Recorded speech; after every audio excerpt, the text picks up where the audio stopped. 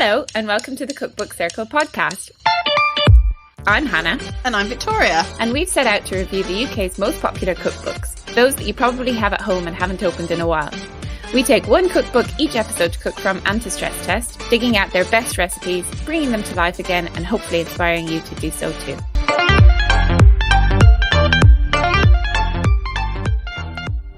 Hi, Hannah. Hello, Victoria. Welcome back. Thank you. I love how you say that every time, like I'm entering into your home. You are, in a sense. So, Hannah, is there a cookbook that you'd like to tell us about this episode that isn't the one that we're talking about for the rest of the episode? I saw a really exciting one that is coming out in a couple of weeks, actually, from Anna Jones. Ooh. Do you have any of her other books? A Modern Way to Cook or A Modern Way to Eat? No, but I wish I did. They're really good. I bought one for my sister. I can't remember which. And they're just very smart. She is very clever in how she approaches books in that, like similar to the Tom Hunt one with the diagrams. She does a lot of that with like baked potatoes and loads of interesting toppings for them and just really simple stuff. But she's got a new one coming out. I think it's just called One. And it's one pot, one pan, one planet. And it's one tray meals, suppers that are sustainable and pretty simple and quick. And it looks yummy. A couple of recipes that I spotted. A tahini broccoli on toast. Oh, that sounds great. That's two of my favorite things right there. Tahini toast, African peanut stew, and some like Korean pancakes and stuff like that. So it all just looks really yummy. I think I'm going to have to put that one on my list. Yeah, that does sound great. And it will be all vegetarian, right? All of her cooking is vegetarian. Yeah, it looks like you can adapt a lot of them to be vegan as well. She has an amazing leek pasta recipe that I've made about 10 times, where you shred the leeks long and thin so that they almost look like pappardelle or tagliatelle. And then you slow cook them, and then you cook some pasta and you crisp up some, I think it's cannellini beanies. And then you, I cannot say cannellini beans. Yeah, you mix the leeks all in with the pasta. So it's like a little long, stringy party. It's delicious. Wow. You should share that with me and our listeners.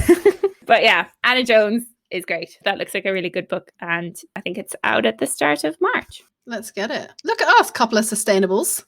The last 2 weeks we've talked about. It is the future, apparently.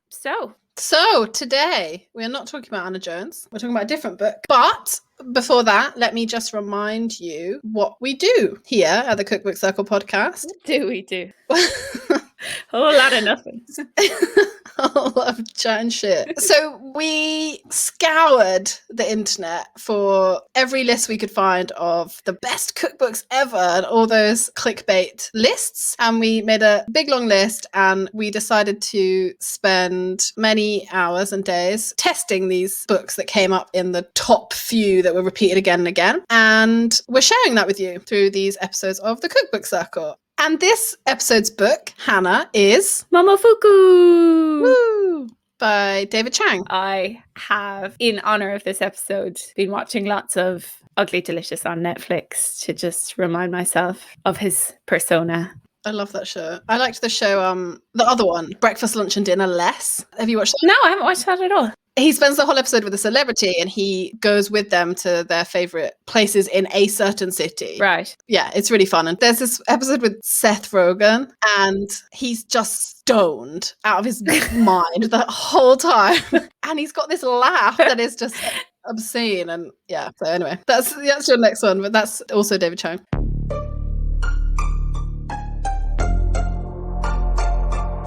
So, would you like to know a little bit about David Chang and my biased thoughts about him? I only want bias. Don't give me any objectivity whatsoever.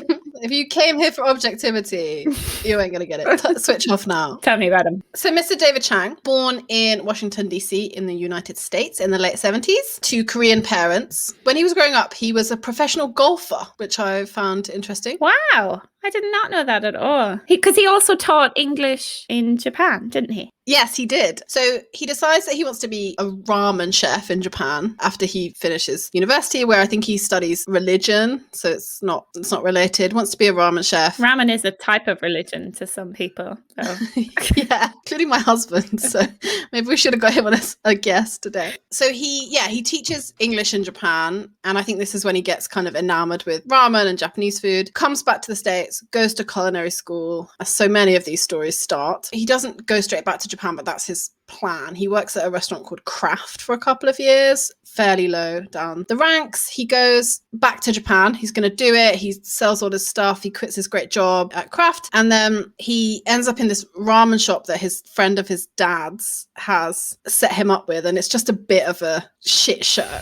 It's not anything that he ever dreamed of. It's a bit of just a down and out kind of place. In Momofuku, this book, actually, he says, even if I could have figured out how to make it work in a pants optional kitchen, there were too many things going against the place. And he talks about how there's too many shortcuts in the kitchen. He couldn't have learned anything. And that the chef at this ramen shop has a problem with refrigeration. So a lot of the meat would just sit out on the side for a long time. When he says pants confuses me slightly in its usage, because I use it like a trouser, and I think the Americans do too, but you Brits, you mean underwear, right? Yeah, but that is a direct quote. So he's talking about trousers. Yeah, so when he says there's a lot of meat out.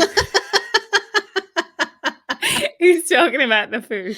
He's talking about the pork for the ramen. Okay, great. Okay, good to know. So he leaves the ramen shop, goes to work for a soba shop, your favorite kind of noodle. My favorite non-slip noodle. But then that kind of comes to an end because he just doesn't have the same passion for soba as he does for ramen. And I think the kind of soba chef kind of is like, please leave. Oh, shit. Not in a bad way, but just I spent my whole life learning how to make soba perfectly, and you don't even care. You only care about ramen. So he stays in Tokyo. He works at the Tokyo Grand Hyatt. It says he learns a lot. I'm taking a lot of this from this book, actually. So it's quite narrative driven. It's a lot of stories. So he goes back to New York, and this is when he starts to kind of rub me up the wrong way.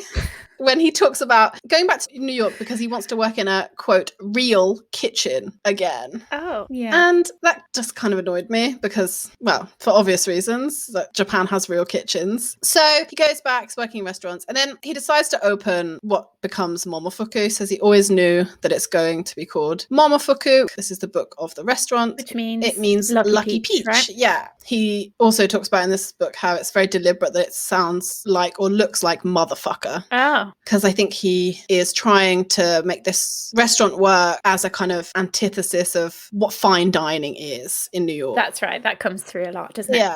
Even though he spent all this time working his way up in these fine dining restaurants, which again is a bit grating on me. So he talks about setting Momofuku up from like basically nothing. Talks about going to a clandestine Japanese strip club in New York to recruit strippers to come and eat there. What's the reasoning for bringing the strippers again? Does he think that everyone will follow the strippers? Yeah, I think he thinks that because they're beautiful Japanese women eating in his Japanese named restaurant, then lots of people will follow. And it sounds like him and his partner at that point go to this strip club the night before they're supposed to open and spend a lot of the very little money that's left in there. He was ahead of his time, really. This is the marketing tactic that the rest of us just haven't caught on to yet. Yeah, I'm taking that back to my day job. Anyway, long story short, that restaurant, Momofuku, got great reviews and it started growing. People started coming, but also getting acknowledged. And he started getting acknowledged as this good young chef. And he seems pretty kind of embarrassed about that, I think, in this book. Yeah. He's given up this job at Danielle Boulud's restaurant and he's up against these people that are more in a more fine dining space than him, which is interesting. Yeah, I guess to his credit, he's quite self-deprecating about those nods that he got. And I think he felt a bit overwhelmed and young to win them, but he was getting a lot of hype.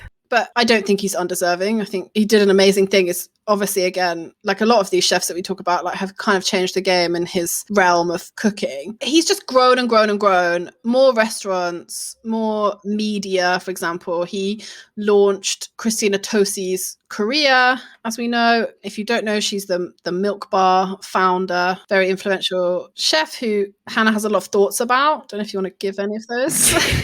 Oh, thanks for that. I have some thoughts. I mean, I don't know. I rewatched the Chef's Table with her in it last night, or half of it before I fell asleep. Wow. Seriously, no shade at her. I'm just an old person. So she's famous for things like crack pie and the kind of naked cake thing that she does with lots of different textures and layers, and the compost cookie that you've tried. So good. What's in a compost cookie? Everything. I think it's got like coffee and pretzels, and it's just a bit of everything, which I think is how it came to be. And it's so good. The one issue I had with her was that she was talking like she had reinvented cake in that episode. And I thought it was a bit bizarre, a bit much. But actually, when I rewatched it, she doesn't come off like she doesn't have much grit. She's very wholesome. She spells out the word S-H-I-T. You can definitely say that word. You're on chef's table. Like everyone swears all the time. And I think I was just struggling to kind of identify with her. But to be fair, she has done quite a lot and her food does look incredible. And I've never really tasted any of it. So who the fuck am I?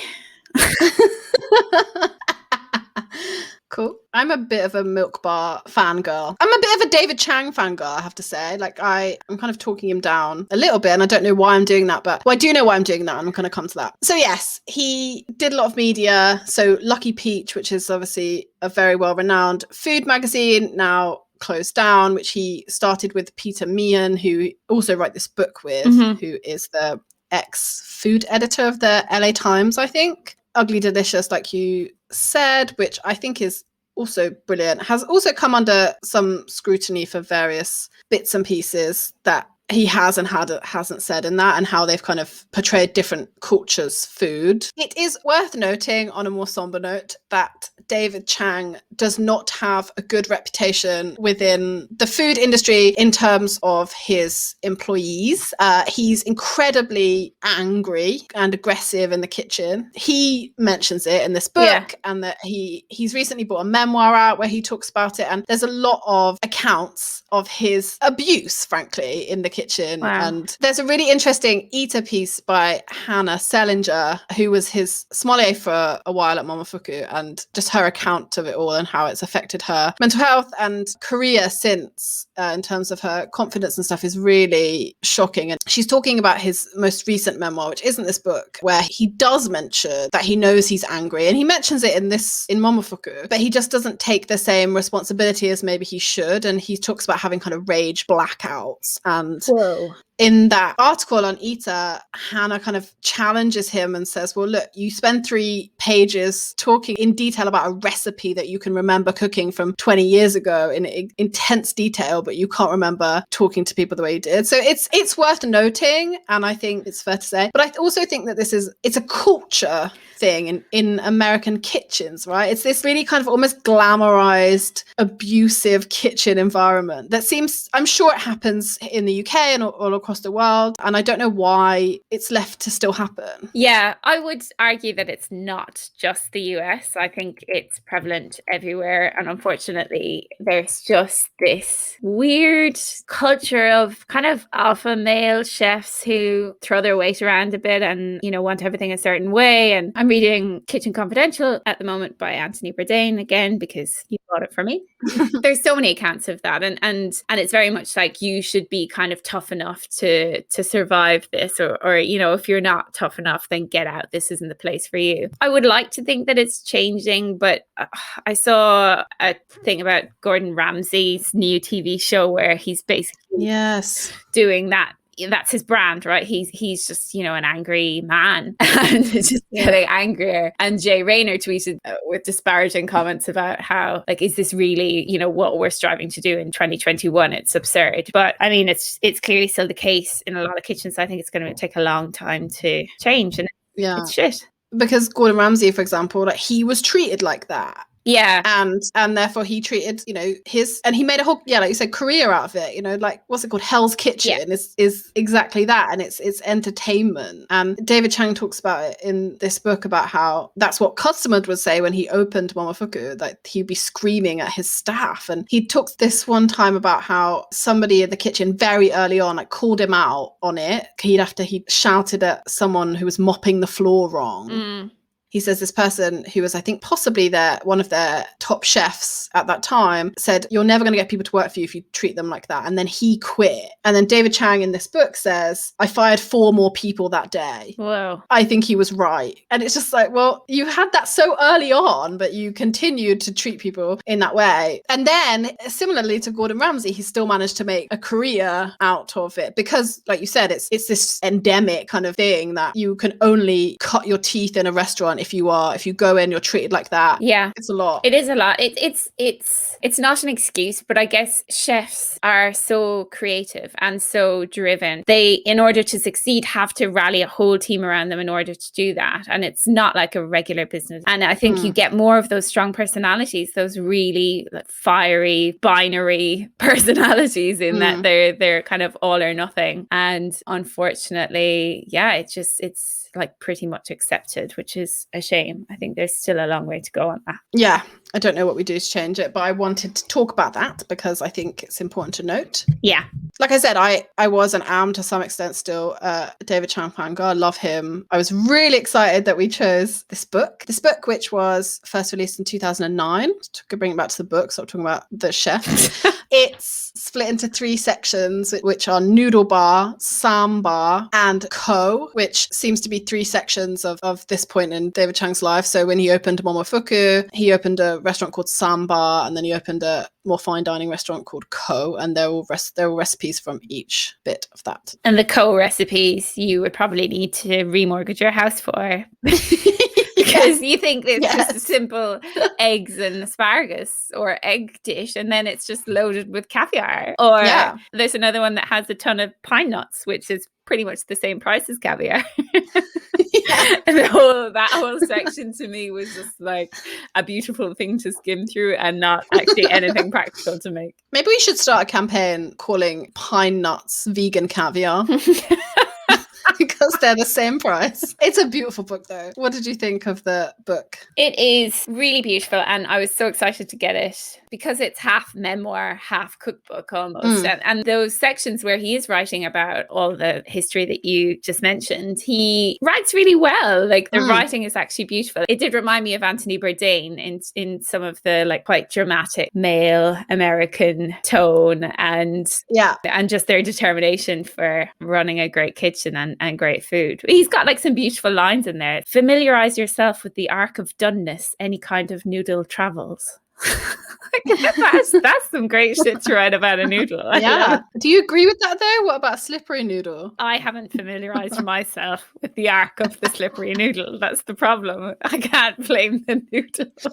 It made me feel strong feelings. Those feelings were I love feelings. I hated myself for being a vegetarian with this book. I genuinely felt such intense self-loathing because I know I'm missing out on amazing things. And like, I wish I could eat it. I just don't want to. And I think it's safe to say that 90% of this book is meat-based in some form or another. So I was leafing through like just shit. Like, I wish I could make that ramen. I wish I could make those buns. I wish I could make that banh mi. And I couldn't. I probably could have, but would it have been doing it justice? I don't know. And then other feelings were that I just know fucking nothing about Asian food. Like, you think you know, but you just don't know. When he was teaching in Japan, he went to different ramen bars all the time and he watched them kind of do their mise en place and studied like what was different with each ramen, and there was so much. And even watching Ugly Delicious, you appreciate the kind of different like regions and regions within those regions that have such variations, and we'll just never know. We're just busy over here eating fucking meat and potatoes. But yeah, that's my counselling session for today. They're all my feelings. What were your first impressions? It's beautiful, and similarly to you, like I got it and I was really excited about it, and I spent a lot of time reading what he was saying in these kind of memoir sections when I should have been doing something else for sure. But it's because I love Asian food, and I feel very similarly to David Chang about Japanese food in particular. And because you've lived there, right? Like, that's worth calling out here. I know we like to make fun of you about it, but there's more emotion for you connected to this, I think. Absolutely. And, I talked about Simon Hopkinson not making me feel inspired by food. And that's largely how I feel about British food, or, to an extent, like the European standard French style cooking. I'm not thrilled by it, but sorry. Controversial. Sorry, guys. And it's nice and it's great, but like this is my jam. That's your jam. Like, yeah. The kind of fusion of different parts of Asian food, I think, is also really interesting. I like the notes that he puts ahead of the recipes. Like you said, there's a couple where he writes things like, "This is a great one to improve your knife skills because you're doing a lot of chopping." I'll tell you, my favorite line ahead of one of those is, "I popped my meat glue cherry." Yes, yeah, we should call out. There's a whole section on meat glue, which I'm still a bit confused about what it is, but lovely. He's got a name drop for Heston Blumenthal in there, doesn't he? It's just about various parts of the body forming a meat glue, but we can move on from that. There's a lot of pork in here. There's a lot of ham. There's a lot of pig. Yeah, if you don't eat pork, this is not the one for you. There's a pig head torchon in there as well. Yeah. Is that what you were going to make? You have a couple of pork heads in your freezer every week. When I break hard. So what did you cook? Not the pork head, spoiler. No pork head. Tell us about what you cooked. Oh, I've been having so many feelings on this. I feel like I phoned this one in. I feel really stressed about it. Oh my God. I'm such a goody two shoes, and I always do like minimum 3 recipes. And this one I only did 2, and it's been fucking killing me for the last few days. I did a panic run to the shop earlier. I've been hunting for miso around for ages, and I couldn't find it because I wanted to do this one dish where you make like a miso butter with poached eggs and asparagus. It's like a brunch thing. Could I find miso anywhere? No. And I've just been like beating myself up for it. All that to say, this is going to be a short section on me, friends, okay? But I try my best because there is really, like, as much as I appreciate it and how great it is, there's very, very little in here for vegetarians. If anybody's got the name of an appropriate therapist for Hannah to talk through some of these issues, slide into our DMs. It's okay. Okay, I'm sorry. I'll stop apologizing. All right, I'm sorry. 2 is more than enough. Fine. Okay.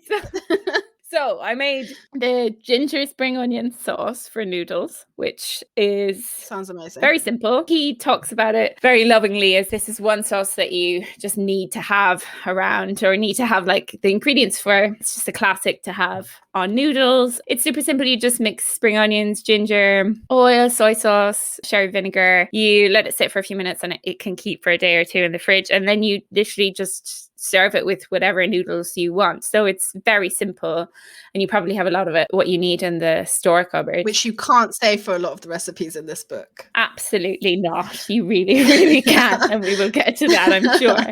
Unless you've got some shiso leaves hanging around. But yeah, it's great. It's fresh. It's light. It's delicious. Would you make it again? I would definitely make it again because I always do the same kind of sauce for noodles, and this is just a good one to have in your arsenal. I suppose technically I did do 3 recipes actually, because the way this book is laid out, it is the kind of individual components of the recipe is its own recipe, if that makes sense. So I made the fried or roasted cauliflower. I did fried with the fish sauce vinaigrette as my other dish. And that fish sauce vinaigrette, he says it's like the ketchup or mustard or mayo of Vietnam all in one, that it's just so vital that they have this in their kitchen or have the ingredients. And I thought it would be really overpowering because there's so much fish sauce in it. There's like 125 mils, I think. Jeez. Yeah, it's a lot. And fish sauce is not the wallflower of sauces. But it was great. It's really fragrant and delicious. And you literally then just fry off florets of cauliflower until they're brown. You're meant to fry some coriander as part of that dish as well, actually. And I failed hard at that because I had no patience to let the coriander dry. So it just kind of like clumps into a bit of a green lump. I mean, obviously, fish sauce isn't vegetarian either. So as a true vegetarian, I think you would really, really struggle in this book. Oh, yeah. I ate them together. I ate the noodles with the cauliflower, and it was just a lovely, light, predominantly white dish of food, as you'll see when I post the picture. But it was great, and I feel like you can get a bit if you think you're going to have noodles or kind of stir fry veg or whatever you're feeling, you can get stuck in a bit of a rut with what those vegetables are or the sauce that you put on them, and this is a good way to kind of change that. At first, the kind of recipe within a recipe, making the sauces and onions, whatever, separate, annoyed me at first when I first did a read through. But then, like you just said, like when you've actually got the sauce that is separate, so many of them, and we'll come on to the one I made as well, it just works in everything. Like I was putting it on everything, and actually it's just a really nice, they're all really nice standalone ingredients, and that is many plus points in my book for a cookbook. You just keep making it and use it however you want to. You don't have to use it exactly like it's prescribed in the book, but you know you like it and it works on various things. Yeah, and he totally encourages that before each recipe.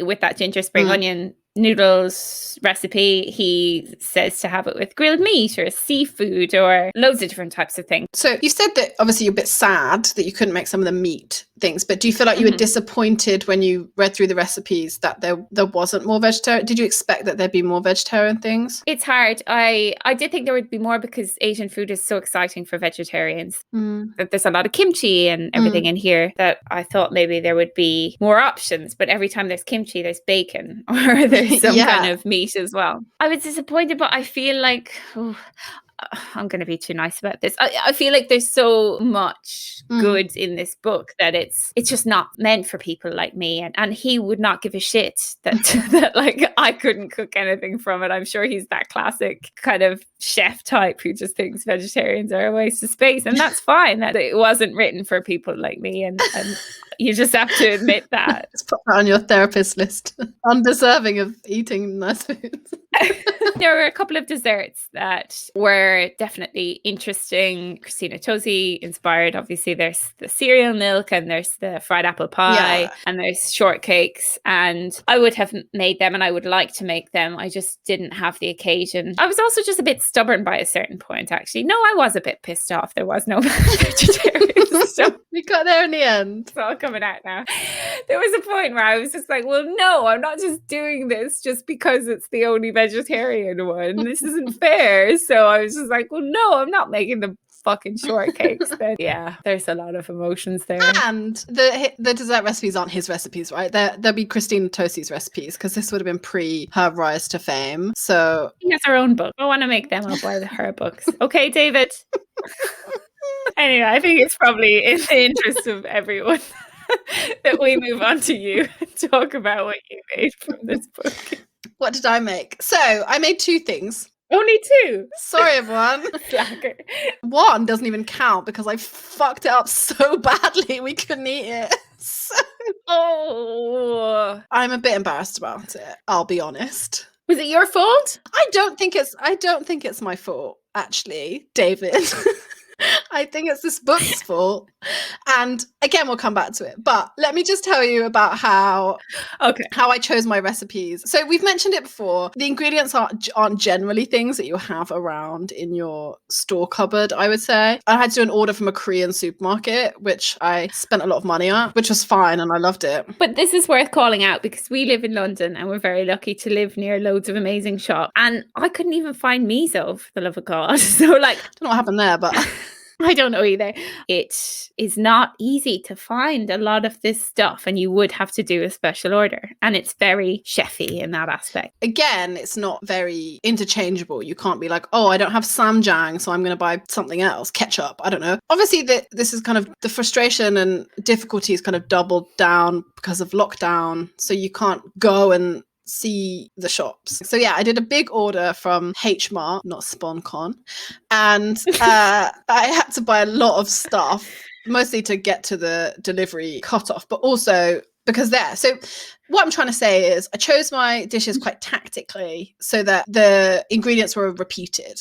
And like I said, one of them I messed up and one of them I'm thrilled to tell you about. But before I do, I have two comments about David Chang's recipe writing, or just recipes in general.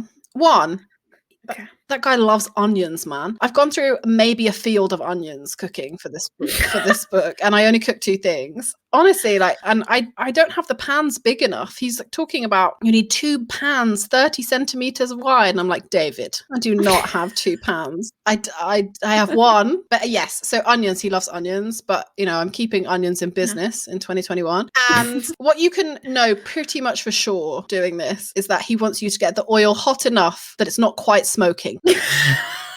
Oh my God, yes. That came up in mine as well. Every recipe. But what the fuck is that? Can we talk Yeah, about that for I a don't moment? know. Because that is an like that is that a feeling? Is that an emotion? I don't know. That's what they teach you at the Culinary Institute of America. The exact point that oil is about to smoke. Your chefy senses tingle to tell you. That is so true. Yeah, that came up in mine. Okay, are you going to tell us first about the one that went wrong or the one that... Yeah, I can tell you about the one that went wrong. So the one that went wrong is the spicy pork, sausage, and rice cakes. So rice cakes here are kind of little cylindrical, like mochis. Mostly it's a little cylindrical rice cake, like a mochi, that is popular in Korea and other Asian countries, but you might have seen it in the Korean dish tteokbokki, which is like lots of them, and it's like in a spicy red sauce. They're delicious. They're kind of chewy, fun, great. So that's what I'm talking about, rice cakes here. She's explaining this a lot because she just saw my blank expression. Yeah. They're not the chocolate covered ones you get in Pret. No. They're delicious and they're really chewy, lovely, fun texture. I would say you get them in Japanese food more as like a sweet thing.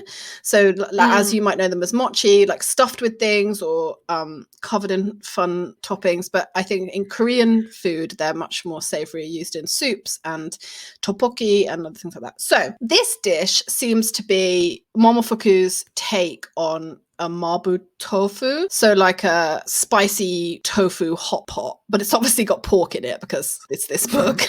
And the end of this story is that it was so fucking spicy, neither of us could eat it. Like about 1 centimeter past my lips, and we were like, oh, this is unbearable. What was bringing the spice? Well, let me tell you. So the list of ingredients is almost a page long, and there is no fewer in this recipe than 40 grams of dried chili. Whoa. And I saw that and I was like, is that a typo? Does he mean 4 grams? And no, because I found it online in various places and it's not. He means 40 grams. And I know myself pretty well. I can handle spice, but I was like, I'm not putting 40 grams of dried chili in there. So I put maybe 15, 20, still a lot. But on top of that, there's an entire tablespoon of Korean chili flakes. Whew. And a whole tablespoon of Sichuan peppercorns, which aren't spicy, but they're like peppery and fragrant. Yeah. So that's 3 different types of spice and a lot of them. So I think I might have messed it up because it doesn't say to chop the chilies up, but I did because I wanted to get all of the seeds out of them. So I chopped them into like pieces enough so you could like not eat them if you came across one. But still, it was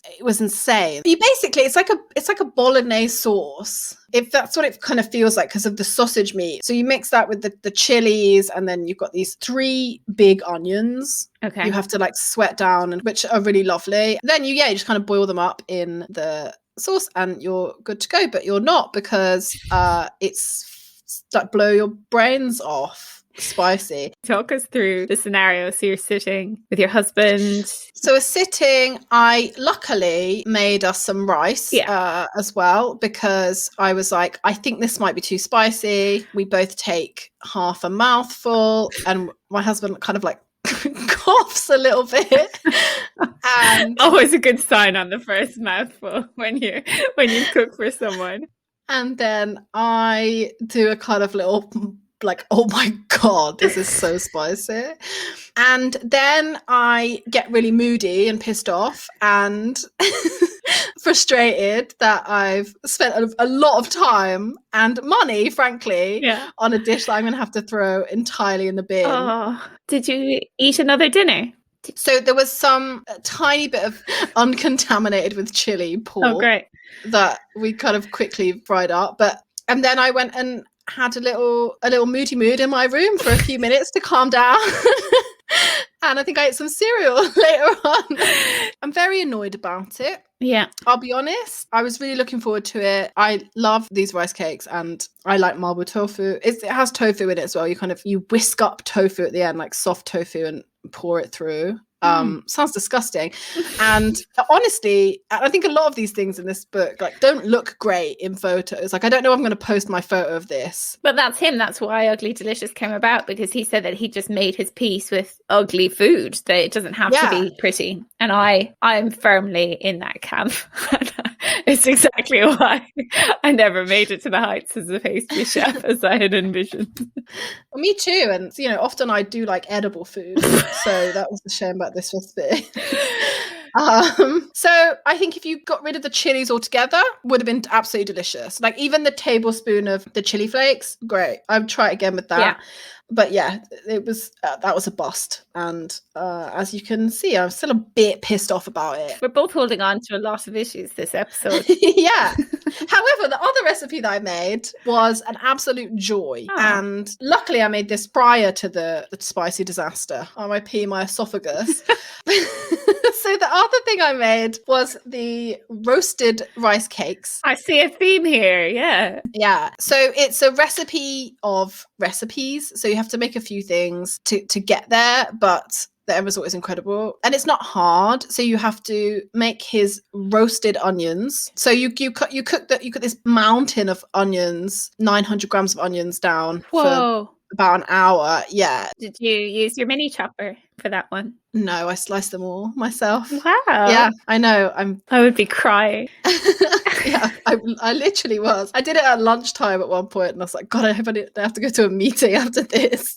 Looking like a jilted bride.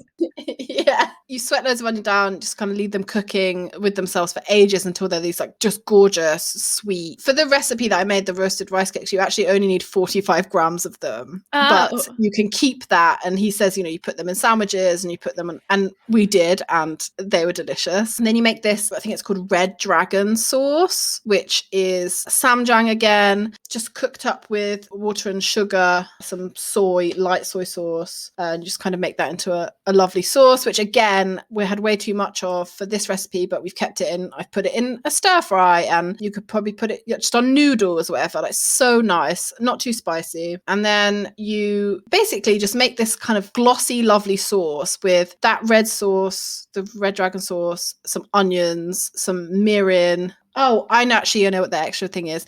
4 tablespoons of ramen broth. So he suggests you use the one that is in this book, but that's a like 4-day recipe or something, and like absolutely not am I going to do that. Not for 4 tablespoons. No, or for anything, because you know I'd love to try it, but this podcast is about, you know, usability, etc. So I don't think it would be a good use of anyone's time to make ramen. So I got a cheap packet ramen that was like 40p and just just made the broth up and used it. And that is my tip for this. So if you use a vegetable ramen or a spicy whatever, it would be vegan. So that's fun. Couldn't have passed that one along, could you? I wanted it for myself. So you mix all that up, you make a lovely sauce. And then, so you've got the rice cakes and they're already made. So you fry them up so they get this really like crispy outside, and then they're really like soft and gooey on the inside. They kind of feel like a mozzarella stick. Ooh. Bite through this like crunchy outer layer, and then they're kind of gooey and soft and so good. You toss them in the sauce, some sesame seeds, some spring onions, and you're good to go. And I was in heaven. That is my perfect food. It's like salty and sweet and kind of spicy, and it's got all those great textures, and I'd make it a million times again. And luckily I bought many bags of rice cakes from the Korean supermarket, so we will be having it again. Wow, that's high praise. Was there anything that you saw that you would like to make at a different time outside of the world of this podcast? If I wasn't doing my master's degree, as well as working full time, then I would definitely want a lockdown project to do the ramen. But otherwise, the Brussels sprouts, kimchi, and bacon. I love sprouts. I love kimchi. Mm-hmm. That looks good. I love bacon. Some of the pickles. Yeah. There's some really interesting ones like Jerusalem artichoke pickles. Would love to try that. What else? Obviously the pig's head terrine. Really? No. Oh, I do know my other one is, I think it's just called Chicken and Egg in here, but it's a take on oyakudon, which, fun fact about me, is probably my favorite Japanese dish. Wow. And he's got it's like crispy chicken, and actually, I tell you what, I think that he confits the chicken, and that's why I didn't do it, because it needed a liter of oil, and I was like, hard pass on that. This is my problem with this book. I didn't feel it when I first read it, but I feel it now. Of course he bloody confits the chicken. Like every step, every recipe has some element that really requires a very high level of dedication and commitment. Yeah. Apart from those noodles that I made and the cauliflower, I just took the two laziest recipes I could in the whole thing. But every other recipe, you are committing to making a Riesling gelée, or you know, something really chefy, and it did make me question, who is this for? Is it for the really dedicated home cook? It's inspiring, don't get me wrong, it's amazing, and it's an excellent book, but it's just so technical and so labor intensive, and that is separate to the ingredients. I think there's a critique that it's got ingredients that are hard to find. Yeah. And even if you have the ingredients, it's just labor intensive and time intensive and off-putting. And I think you're right. And I don't know exactly why it appears so highly in the best cookbooks of all time. I think probably because it's just so beautiful and it's writing. I think it's a nice book to have on a shelf. And it's educational, right? Like I said, I don't know anything about Asian food. I feel like I know very little when I look at this book. So it's an important step in raising the profile of many different regions' cuisine. So I do think it does deserve a place, but people should probably be aware that it's not going to be something you're pulling off the shelf on a Tuesday night. It's a lot. Yeah, apart from those key things that we talked about, like sauces and vinaigrettes that you might even need the book for after you've made them twice. Yeah. So is there anything that you would want to go back to that's not sweet? The asparagus dish that I mentioned, just because he makes a miso butter that sounds really delicious, and I think he says it's almost like a hollandaise when it brings it all together, so it's kind of a riff on eggs benedict, which sounds really good. Nice. But apart from that, no. The Christina Tosi ones for sure, but again, they're like a dessert. They're not a cake that you're gonna just have that sits around for a couple of days. That's probably for like a fancy plated meal that you would make those. And they're also cereal milk, for example, is labor intensive and long to make. And also it requires a lot of milk, right? you need a lot of it to make it right, as far as I'm aware. Yeah, this is it. This book is it's by restaurant chefs who have the equipment, who have the access to loads of ingredients, and it shows, let's just say. But I mean, of course there's a market for people who want to recreate that at home. It's just not me, because I'm a lazy little shit. Shall we give it a little rating? Yeah. So to remind everyone, we give each book our Cookbook Circle rating out of 5. And this is based on the usability of the book, accessibility, are the recipes easy to follow, the ingredients, are they things that you would have to hand, the aesthetics of the book. I say aesthetics funny, but here we are. And the veggie friendliness of the book. For each chef, we customized the rating. So for Simon Hopkinson, we had calf's brains, because he loved them so. And for Ottolenghi, we had obscure ingredients, which maybe we should have saved for old Dave Chang, actually. For David Chang, we're going to rate him out of 5 little piggies, because he loves them very much. And pork and ham and bacon appear everywhere in this book. So, Vic, how many piggies out of 5 are you going to give Momofuku? So I'm giving it 3 piggies out of 5 piggies. And I think I'm being a bit hard on it. I wanted it to get 5. When I first got it and I first started reading it, I was like, this is going to be the first 5 I give. Wow. But if you hold it up against our rating system, it just doesn't hold up. Are the recipes easy to read and follow? Is it accessible? Is it usable? I think yes. I think there are some chefy techniques in there, but I do think you can find little piggy gems where you can get through it. It's not completely incomprehensible. The ingredients aren't all things that you would have in your larder. It's absolutely beautiful, and it's absolutely not vegetarian friendly. So it gets marks knocked off for those things. So it gets a 3 from me, despite it being a very exciting book that I'm thrilled to have in my life. We almost need an additional criteria for the like excitement level. It's like a little fangirl meter. Yeah. Like the interest level, like even if you aren't going to make the recipes, or it's just something to learn from, or it's educational in a sense. So yeah, watch this space. We'll fix that for 3 seasons time. Anyway, how many piggies would you like to give this little piggy? I think I have to be harsh here, and I am going to give it 2 little piggies out of 5.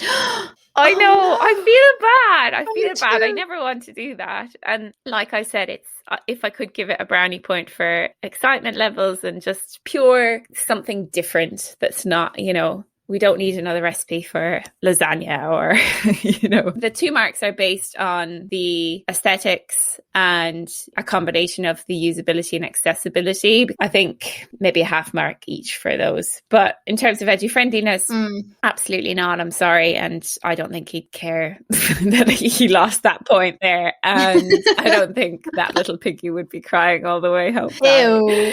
And ingredients, I can't give it a mark for that because it was just really challenging to find a lot of the things locally, and that's a bit of a commitment. So yeah, tough Hannah, bad cop in the house, 2 piggies out of 5. Boom. Wow.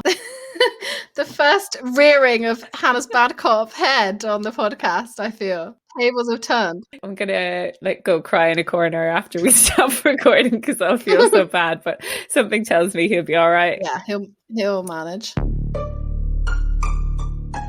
Do you want to tell us about next time's book? Yes, I do.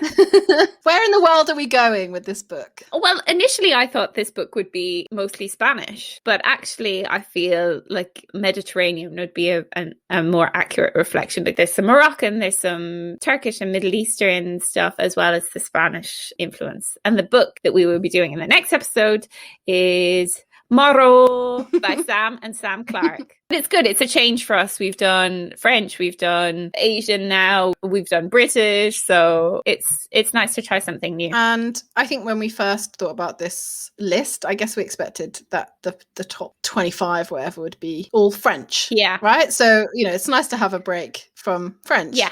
As we've seen, I clearly don't love that. Anyway. We're excited. We're looking forward to that one. I think that's it. I think that is it. You are right, Victoria. That is it. Shall we say bye? Yeah. Thank you guys for listening. We'll see you next time. Bye. Bye. Thanks so much for listening to this episode of the Cookbook Circle. Don't forget to subscribe wherever you listen to your podcast. And if you've enjoyed it, please leave us a review as it helps others to find us. You can see how the recipes from this episode turned out on our Instagram @Cookbook Circle. And if you make anything from the books we talk about, please don't forget to tag us. See you next time. Bye.